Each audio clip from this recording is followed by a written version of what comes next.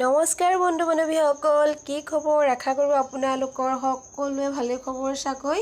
যিহেতু আজি মোৰ দুপৰীয়া ভাতৰ কাঁহীখন আপোনালোকৰ আগলৈ আকৌ লৈ আহিছোঁ আৰু মোৰ ভাতৰ কাঁহীখনত কি আছে তাকে অকণমান আপোনালোকক কৈ দিওঁ বুলি ভাবিছোঁ।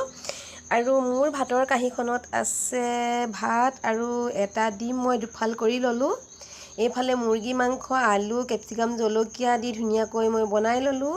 এইফালে হৈছে নৰসিংহ আগ, মচুন্দৰী আগ আৰু শুকলতি আগ, কচু দি ধুনীয়াকৈ মই অকণমান পিটিকা কৰি ল'লোঁ। আৰু এইফালে হৈছে খৰিচা, ভোট জলকীয়া লৈ ল'লোঁ আৰু এইফালে এটুকুৰা নেমু লৈ ল'লোঁ আৰু এইফালে তিয়ঁহ দুটুকুৰামান কাটি ল'লোঁ। তাৰ ওপৰতে এটা পকা জলকীয়াও মই দি লৈছোঁ। এনেদৰে আজি মোৰ ভাতৰ কাঁহীখন মই সজাই ল'লোঁ। আৰু আপোনালোকৰ যদি চাই ভাল লাগে মোৰ ভিডিঅ'বিলাক, লাইক, কমেণ্ট, শ্বেয়াৰ কৰিব, লগতে ছাবস্ক্ৰাইব কৰিবলৈ নাপাহৰিব। আজিলৈ আহোঁ, ধন্যবাদ।